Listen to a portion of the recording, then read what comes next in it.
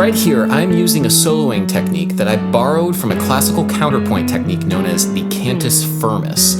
Let's check out how I'm doing this.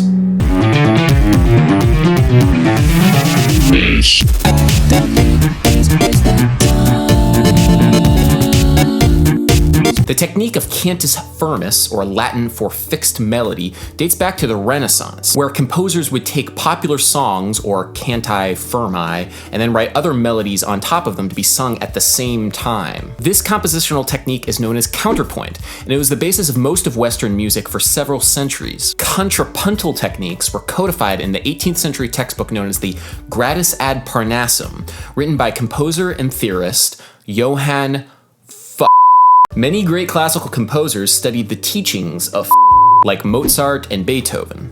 Used the idea of the Cantus Firmus to provide the skeletal framework for a piece of counterpoint. Usually these would be a bunch of whole notes that would provide the basis for a later elaboration. We are going to use the idea in a somewhat similar way. We are going to practice improvisational soloing by first creating a skeletal framework of whole notes and then later elaborating upon them. Sometimes this is known as the target tone method because we're going to be targeting chord tones, but I'm going to call it the Cantus Firmus method because Latin is so much cooler. By targeting certain notes from chords, we can draw out specific musical colors with our note choices. This idea of color is going to be very important as we go along. We're going to practice these techniques on the first 8 bars of the jazz standard Autumn Leaves, in this case in the key of E minor. We're going to go chord by chord through these first 8 measures, and then we're going to pick one chord tone per measure. The first chord is an A minor 7 chord, which is A, C, E, and G.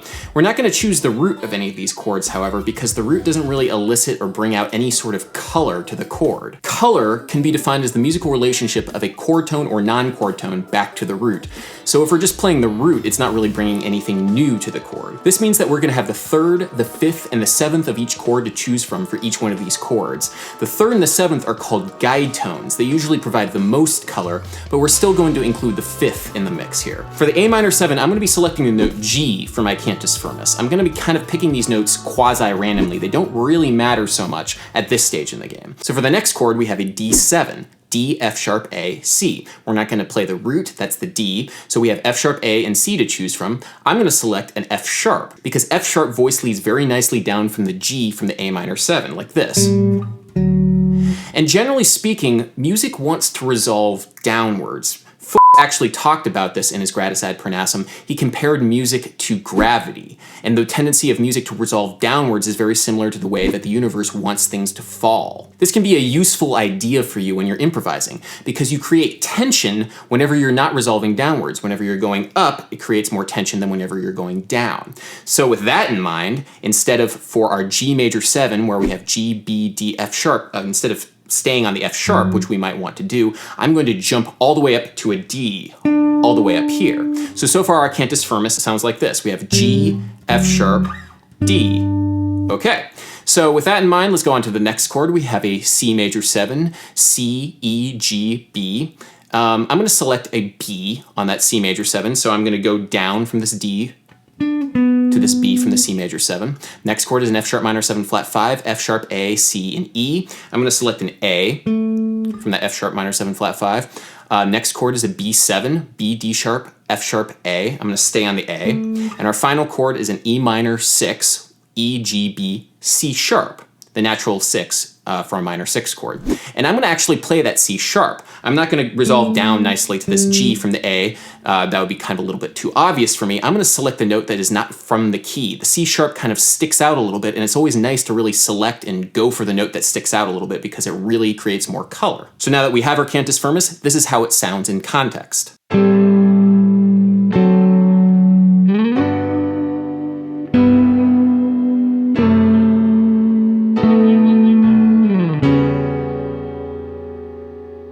Okay, that sounded all right, but remember, this is supposed to be the skeletal framework for the solo, not the solo itself. So what I'm going to do to really make this solo come alive is I'm going to take this Cantus Firmus and elaborate each one of these target tones from notes from the key of E minor or G major.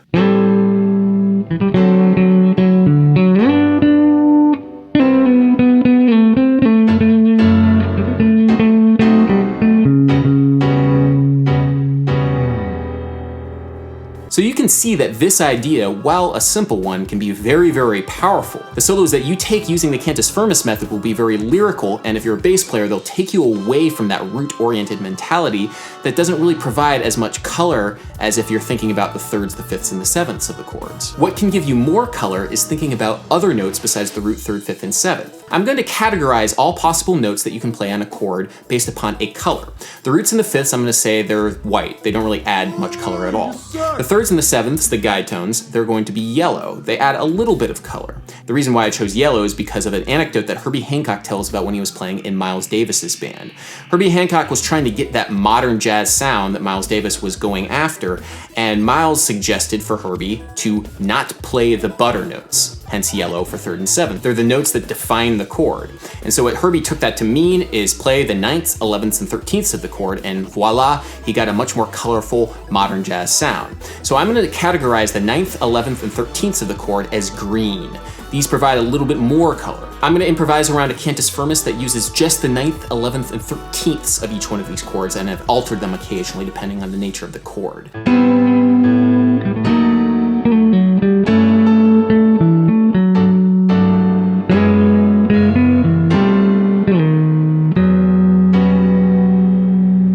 So more colorful for sure. It's a lot more dissonant and a lot more modern sounding, so it might not be ideal for every situation that you come across. Use your ear and use your judgment. So where can we go from here? Well, a lot of musicians might say, well, once you've gotten the 9th, 11th, 13th, you can't really go any further. And yes, that's true, but we still have all of the notes that technically shouldn't work on chords. And I'm going to call these the red notes. These are notes like the flat 9 on a major 7 chord, or the major 3rd on a minor chord. These are notes that just don't work, and they provide a lot of color. It might be very sour, it might be very ugly, it might sound very wrong, but at the same time, you have to really think about these things if you ever want to expand your musical palette. So I'm going to create a Cantus Firmus using all of the wrong notes. It's going to be interesting, it might not be your cup of tea, but it's a good mind-expanding exercise.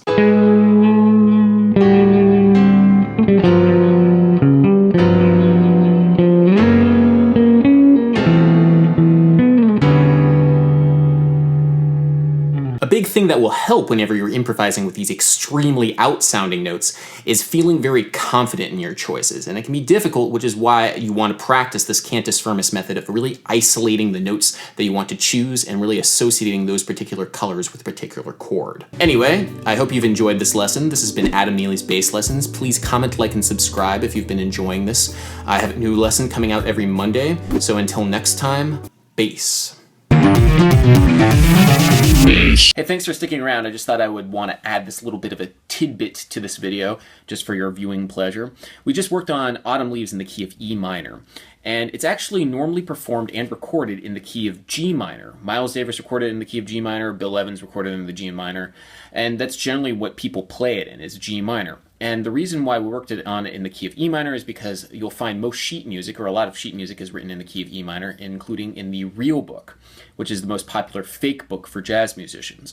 Now, because it's written in the Real Book in E minor, older jazz musicians will tend to look down upon you, the same way that I am looking down upon you right now, if you call the tune or talk about the tune in the key of E minor, because it's generally frowned upon to learn something from sheet music versus learning it from the recording.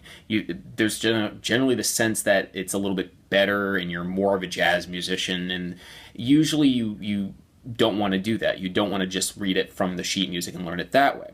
But the big fun tidbit about this is that you can kind of get the one-upmanship on those people who look down upon you for playing it in the key of E minor, because now I'm telling you this, the original key of the song, the original sheet music of the song, as it was published without words originally, is actually in the key of A minor. So if you want to say like, oh, no, let's not play it in E minor or G minor, let's play it in the original key, and they'll probably not know that. They'll probably not know that it's in the key of A minor. So now you have that tidbit, and yeah, good luck with it. All right.